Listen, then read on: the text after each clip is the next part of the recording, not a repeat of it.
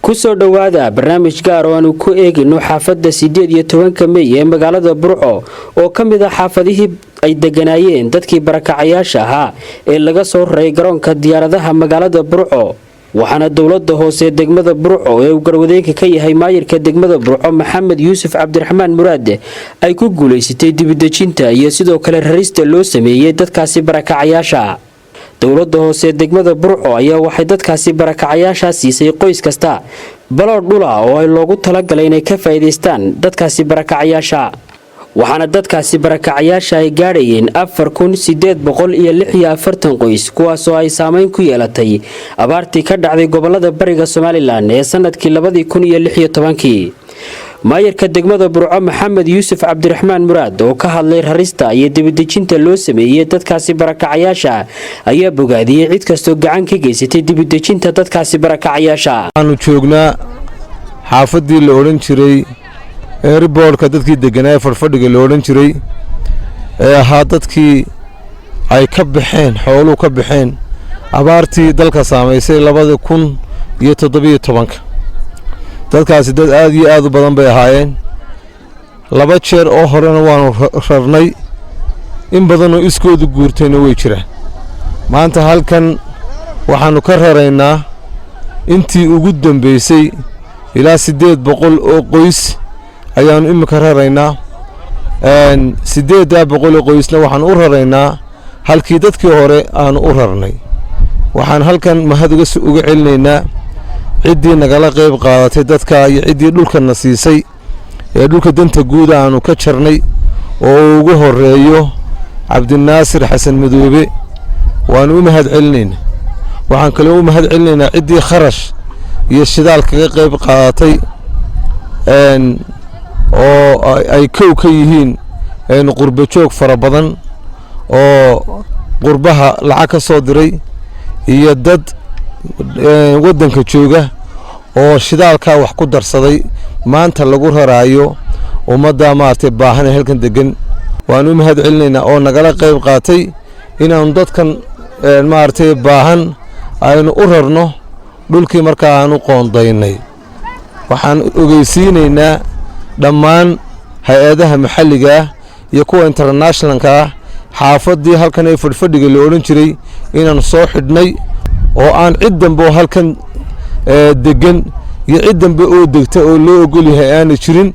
meeshaas ay u banaan tahay airportka loogu talagalay ay u banaan tahay wasiirka Cabdilaahi Abakar isagana uu sheegayna inaanu ka rarnay dadkii dhulkan halkan airportka lagu fidinayay deganaa dhammaan baynaanu ka rarnay oo cid maanta kadib lagu arkaa ay tahay cid maaragtay u diyaara maartay rabshad u diyaara iyo dhul boob ayaan u aqoonsanaynaa aad iyo aad ba dhamaantiin buu mahadsantiin ummadaas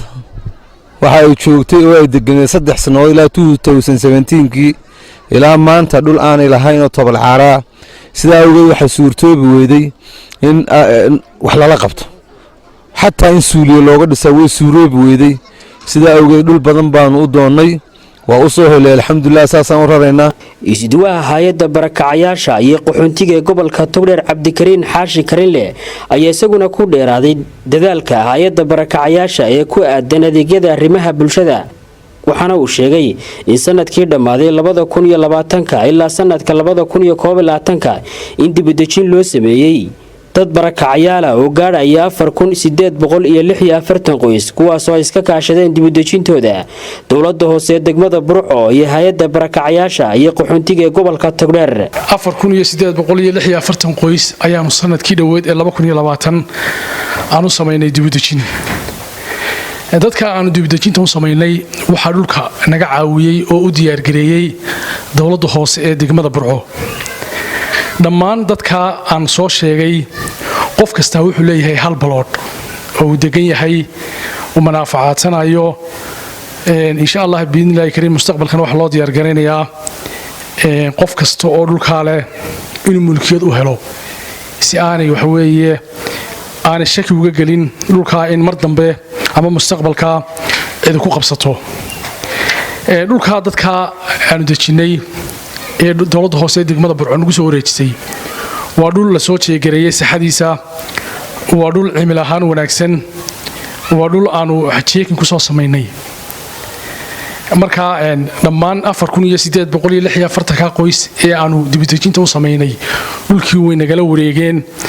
haddana way degan yihiin baahiye asaasigaana bar kamida waan u qabanay inta ka dhimanna insha Allah biidnillaahi kariim sanadkan cusub ee aanu galnay 2021 ayaanu ku guda jirnaa inaanu ka qabtirno sanadkan cusub ee hadda bilaabmay 2021 waxaanu dibadejin u sameynay 708 qoys 708 qoysba waxa naga caawiyay dhulkooda oo aanu iskaashanay dawladda hoose ee degmada Burco oo uu hormuud ka yahay maayarka degmada Burco Maxamed Cabdiraxmaan waxaan halkan ka sheegaynaa haddaanu nahay hay'adda qaxoontiga iyo barakacayaasha qaranka dadka aanu dibadejinta u sameynay inaanay suura gasheen haddii aanu na garab taagnayn maayarka magaalada Burco waxaana dadka aanu ku wareejinay dhammaan dhulka qof kasta oo kamid ah dadka barakacayaasha maanta waxa uu leeyahay dhul u gaara oo waxa weeye manfaciisa iyo waxtarkiisaba isagu u yeelanayo anagu ka hay'adahan waxa mas'uuliyad naga saaran tahay dadka aanu dibadejinta u sameynay inay helaan baahiye asaasiga ah sida waxbarashadii caafimaadkii MCH-kii maxay ahaatay suuliyadii biyihii anagu oo kaashanayna hay'adaha internationalka iyo kuwa maxalligaaba waxaan ku hawlanahay sidii aan u haqabtiri lahayn dadka aanu dibadejinta u sameynay ee aanu u wareejinay dhul aanay markii hore waxa weeye aqoon u lahayn oo aan hadda gacanta u gelinay dadkaas inay helaan dhul mas'uuliyadu anaga naga saaran tahay waana u dadaanaynaa haddii alla ka dhigo biidnillaahi kariim sida ugu dhaqsaha badanna waxaan ku rajan weynaa inaanu dadka gaarsiin doono adeegyada asaasiga ee ay dadkaasi u baahan yihiin shaqadan dibadejinta waxaan mar walba waxa weeye garabkayga taagan waan iska kaashanaa dowladda hoose ee degmada Burco runtii aan oran karno waxay noogu jirtaa kaalin aad iyo aad u qiimo badan oo runtii bulshadeeda iyo shacabkeeda gobolka Togdheer iyo degmada Burcaba si wanaagsan ugu adeegtaa anana ka hay'adahan aad baan ugu mahad celeynaa dadka waxaan ka soo rarnay goobo kala duwan baan ka soo rarnay waxa kamid ah dadkii aan ka soo rarnay airportka Burco dabadiisa kaamkii loo yaqaanay farfariisay kaamkaas waxa la sameeyay 2017 markii abaartii baahnayd dalka ay ka dhacday dadkaasi markii ay soo barakaceen waxay soo degeen dhul aanay lahayn oo dad shacab leeyihiin dibadna waxa dib ku noqotay dadkaas inay helaan baahiye asaasiga ah maadaama aanay dhulka lahayn anaga oo kaashanayna dowladda hoose waxaanu ku dadaalnay inay dadkaasi helaan dhul ay leeyihiin si loogu qabto baahiyaha asaasiga waana ku guuleysanay waana ku wareejinay dadkii sidoo kale dadkan waxaan ka soo rarnay xeragaasta halkan ciidanka militarigu ay degan yihiin xeragaasta ayaan ka soo rarnay maadaama ay xer ciidan dhex degnaayeen waxaan u sameynay relocation ama dibadejin waxaan u dejinay dhul ay iyagu hadda leeyihiin oo aan u soo saxminay sidoo kale dadkan waxaan ka soo rarnay qaybo kamid ah dooxa Burco oo dadkii dooxa Burco agagaarkiisa degnaa ee daadkii barigii dhaweyd ee waxyeelada u geystay dadkaas waan soo rarnay dooxii Burco waan ka soo rarnay waxaan hadda soo dejinay dhul aan u diyaar gareynay oo ay iyagu leeyihiin baan ku wareejinay guddoomiyihii hore gobolka Sanaag Axmed Cabdi Jaamac Falaay ayaa isaguna bogaadiyay waxqabadka dowladda hoose degmada Burco ay u sameysay dadkaasi barakacayaasha ee laga raray garoonka diyaaradaha magaalada Burco golaha deegaanka ee degmada Burco oo ay hogaaminayaan maayarka iyo maayar ku-xigeenka ruuxaantii waxa ay qabteen wax aad iyo aad loogu farxo oo qiimo badan waxyaabihii dawladaha waaweyn ay dadka ku caawin jireen oo kala weeyay halkan 100 ilaa 200 oo qoys oo dhowdhow ayay waxna rarneen wixii kale maanta iyo berri ay rarayaan maanta hadii u dhamaan waayaan waxaan filayaa inay berrito u gabagaboobi doonaan hadii ay ka dhigo waad aragtaan gaadiidka ilaa 20 gaari oo waaweyn iyo yaryar bay isugu jira oo iskarogooyina ayay ku daabulayaan runtii aad iyo aad baan anigu ugu mahad celinayaa waxay qabteen hawl aad iyo aad baaxad u leh oo miisaan u leh dadkii doortay ayay u shaqaynayeen waa dadkii caynoobay ee abaartii baahsaneed ee dalka ka dhacday ay saamaynta ku yeesheen dadkani waxay u badan yihiin dadkii miyada ka soo xarooday maanta anigu waan soo maray iyo maalmahanba dhowr jeer baan imi runtii aad iyo aad baan ugu farxay sida ay hawsha u wadaan horumarka ay wadaan iyo magaranaysaayey waxa kale ay ka wadaan gobolkan ama degmadana waad aragteen waxaan leeyahay dadka sida ay mas-uuliyiinta degmadu sheegeen in la caawiyaaba dadkaasi u baahan yahay dibudejinta dadkaasi barakacyaasha kadib waxa uu maayir maxamed yuusuf cabdiraxmaan muraad u guntaday sidii ay dadkaasi u heli lahaayeen adeegyada arrimaha bulshada ee ugu horeeyo biyaha caafimaadka waxbarashada wadooyinka iyo sidoo kale adeegyada kale muhiimka waxaana maayirka degmada burco oo kaashanaya xukuumadda somalilan ay ku guuleysteen dhismaha wadada isku xidha xaafadaas iyo magaalada burco iyo sidoo kale ceelbiyood laga hirgeliyey xaafadaasi 18 May kaasoo ay si weyn u mahadseen dadka barakacayaasha ku nool xaafada 18 May ee magaalada burco sidoo kale waxa iyaguna socda dhismayaasha goobaha waxbarashada iyo goobaha caafimaadka waxaana bilowga wadadaasi xiriirisa xaafada 18 May iyo sidoo kale magaalada burco ka hadlay maayirka degmada burco maxamed yuusuf cabdiraxmaan muraad iyo wasiirka wasaaradda gaadiidka iyo horumarinta jidadka Somaliland Cabdilaahi Abakar Cismaan waxaana ballan qaadeen dhismaha wadadaasi iyagoona sheegay inay ka kaashanayaan xukuumadda iyo dawladda hoose degmada burco waxaanu joognaa xaafadii 18 May soonka kurliya marka hore waxaan aad uga mahadnaqaynaa mahad aan la soo koobi karaynin wasiir Cabdilaahi Abakar oo aanu ugu tagnay xafiiskiisa Hargeysa oo aanu u sheegnay in baahiyaha xaafadda cusub isaga kaga wajahan kaga soo beeganay tahay wadadii wasiirka waan u ducaynaynaa waxaan leenahay Ilaahay subxaanahu wa ta'aala cimri iyo caafiyad iyo cibaado inta Ilaahay soo qaadar wasiirku waa shaqeynaya si wanaagsan uu shaqeynaya oo wasiirka gumka xafiiskiisa marka lagu tagnay aan baahidan u soo bandhignay aan jeesjeesan ee yiri markiiba war waan qaatay waan sameeynaa dawladda hoose iyo deegaankuna dadka deegaanka degmadan deganna wixii ay ku darsanayaan way ku darsanayaan waana ku darsanaya anaga kulli waxay tahay mas'uuliyad nasaarnayd oo maanta markaan ay wadooyinkan dhisayno waxa isla wadadani oo wadada ugu baahida badan leh sababtoo ah 2019kii markii roobku deen gaadiidka iyo shaqaalaha iyagu halkan way ka shaqeynayeen marka waxaan dareensanahay in ummad inta leeg ay go'doon ay la kulmi doonto haddaan dhaqso wax looga qaban waxaan jeclahay halkan ugu mahadnaqo odayaashii iyo gudoomiyaha degmada muraad oo u yimid hawshan sababtoo ah anigu xog fiican oo maanta noo muuqata kama haysanin markii hore laakiin maanta way noo muuqata waxaan jeclahay maanta in halkan aanu idinku bushaarayno injineeradana ay nala socdaan wadadaas wada dib loo sii sugaayo ha noqoto 2 cisho noqon mayso insha Allah haddii la ka dhigo wadada waxaanu insha Allah aynu ka hawlgeli doonaa sida ugu dhaqsaha badan leh in loo bilaabo kullu waxa iska kaashan doona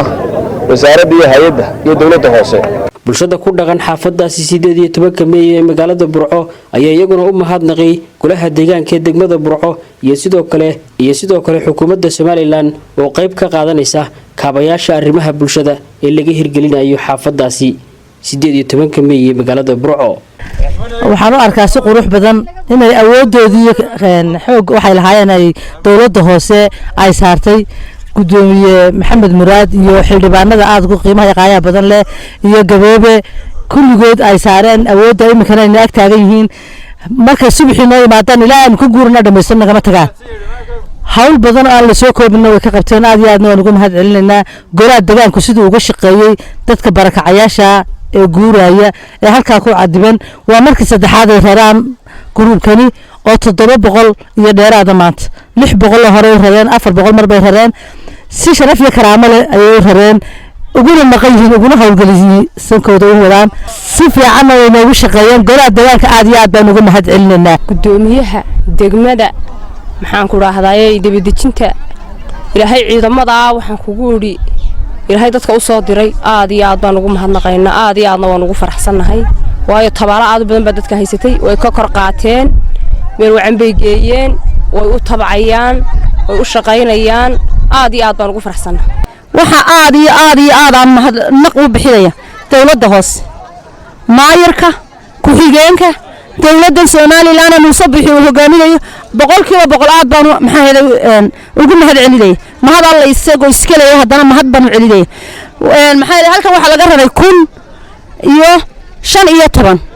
waxa raray maayarka magaalada gobolka Togdheer marka waxa wuxuu yiri dhulkoodii